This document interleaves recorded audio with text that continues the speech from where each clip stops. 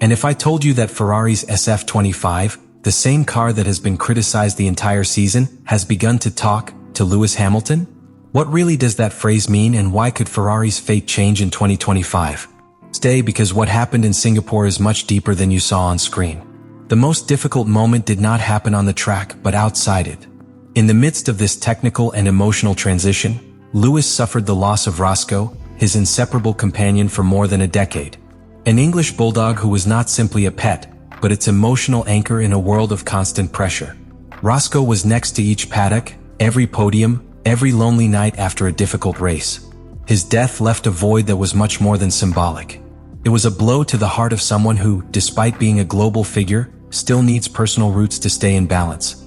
That Lewis Hamilton arrived in Singapore, an injured pilot, a reconstruction legend. But it was precisely in that circuit, one of the most demanding and chaotic calendar, where something began to change. Where, for the first time, the car began to respond not from the time performance, but from a deep, almost spiritual sensation. The connection that had seemed impossible for months began to emerge with a simple phrase but loaded with meaning. Guys, this car, it's starting to talk to me. Ferrari does not have only a top pilot. He has a man who gets excited again with the challenge. And that type of energy in a sport as ruthless as Formula One is more valuable than any 10th by return. The story that seemed to frustration can be writing its first dramatic turn. And it all started in Singapore with a confession barely whispered by the radio. A confession that could change everything. What Hamilton discovered in Singapore is that the SF25, Ferrari's internal project 677, was not broken, was poorly designed from his conception. What seemed like a bump in the season was actually a mountain of accumulated structural errors. From the wind tunnel to the track, the SF25 drags a series of failures that make it unpredictable in normal conditions. One of the most serious, and that went unnoticed during the first major awards, is the accelerated wear of the titanium plate located at the flat bottom of the car. This component is not less. It is responsible for guaranteeing the regulatory limit of the minimum height with respect to the soil, but also fulfills a critical function in the activation of the soil effect, the main source of aerodynamic load in this generation of cars. When that plate wears more than normal, engineers have no alternative than raising the height of the car to avoid major mechanical sanctions or damage. And raising a Formula One car is equivalent to giving up its base performance. The SF25, which already suffers from poor aerodynamic efficiency with respect to its rivals, loses even more aerodynamic load by raising its chassis. That loss is not compensated with any other virtue. It does not have the acceleration and traction of a McLaren, nor the straight efficiency of a Red Bull, nor the braking stability of a Mercedes. Lose on all fronts. The Marina Bay layout, headquarters of the Singapore Grand Prix, is an anomaly within the Formula One calendar. Not only for its urban circuit status, but by the way in which it forces all equipment to radically modify the configuration parameters of their cars. There is not earned with peak speed or with pure aerodynamic stability. You win with control, with adaptability, and above all, with a car that tolerates chaos. Under normal conditions, Ferrari starts at a disadvantage against its main rivals, precisely because the SF25 has been designed with a concept that depends on working very close to the soil to generate aerodynamic load. But that same design has been inefficient, especially for excessive wear of the flat background and its poor tolerance to asphalt oscillations. The car suffers when a level of extreme rigidity is required and has no margin for dynamic flexions or adjustments. This is where Singapore enters as a leveling factor. In this circuit, no team can afford to go so low. The curbs, potholes, surface changes between asphalt areas and paint, everything forces the rolling height by caution. And in doing so, the most efficient equipment in ideal conditions loses part of that advantage. Red Bull, McLaren, and Mercedes, for example, sacrifice part of their structural performance by having to raise their cars, which reduces the effectiveness of its soil effect. Ferrari, on the other hand, starts from an already limited platform. For them, raising the height of the car does not imply a setback, but a situation with which they are accustomed to living together. That is, the SF25 ceases to be penalized by its base architecture. In that environment, the difference between winning and losing is not measured so much in aerodynamic load, but in something much more specific: mechanical grip and the ability to keep tires in the optimal temperature window. In simple terms, mechanical grip is the car's ability to generate adhesion through its suspensions and tires, without depending so much on aerodynamics. And this is where the SF25 finally can compete on equal terms. Its suspension, although conservative in design, front and rear pull rod, manages to offer some progressivity in circuits where contact with the soil is more important than aerodynamic flow. It is not spectacular, but functional. The other critical aspect is tire thermal management. In Singapore, high asphalt temperatures and low-speed layout force meticulous care of overheating. A car that generates too much heat in its gums, as has been the case of McLaren in some urban sections, loses performance immediately.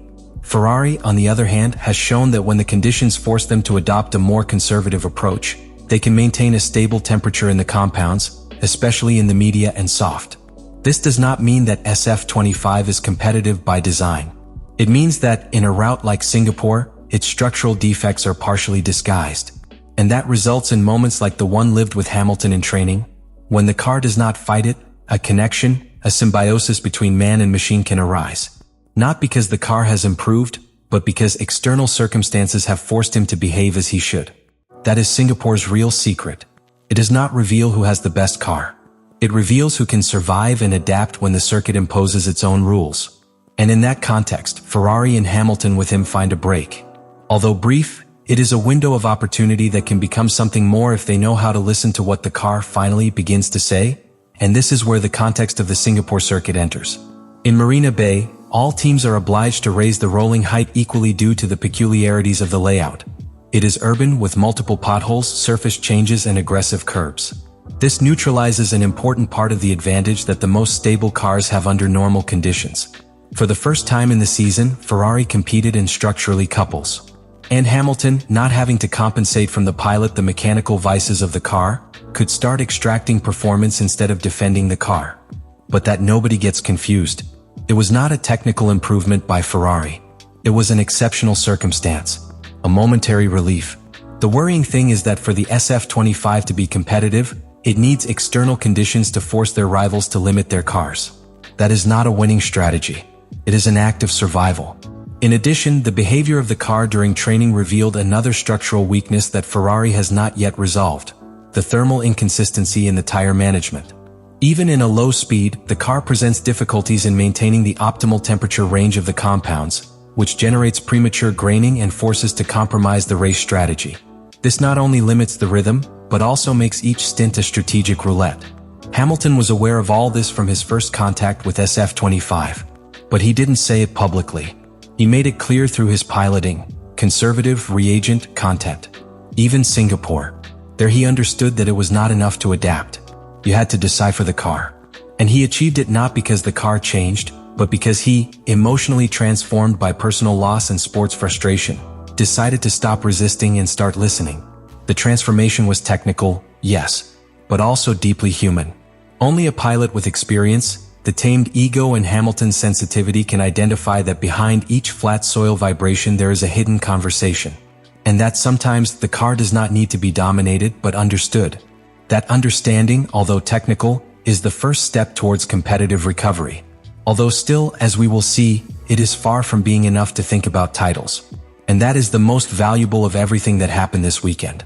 He taught us that even in a season that seems sentenced to disenchantment, there is still room for the narrative turns that define the great stories. You just have to know if Ferrari is willing to stop writing excuses and start writing history. What happened in Singapore was not a technical chance or a simple good day on the track. It was a narrative moment within a season still under construction. A chapter that invites us to stop and reflect. Because what Hamilton revealed was not just an improvement of performance. It was a complete transformation in the way of facing a project that, to that point, seemed condemned to be a disappointment in the long list of frustrations of Ferrari in the hybrid era and post-domain Red Bull. What we saw was not an evolution of SF25, but an evolution of Lewis Hamilton himself. A pilot who did not reach Ferrari at his best statistical moment, but at his mature point. What he did in Singapore was to reconnect with the essence of motoring, the symbiosis between human and machine. And that type of moments are not manufactured. They are not scheduled. They feel. Do you think this emotional and technical connection between Hamilton and the SF25 can be sustained throughout the season? Or do you think it was just a mirage created by the particular conditions of the Singapore circuit? Is Ferrari ready to stop surviving career and start building a winning narrative around Lewis? I read you in the comments.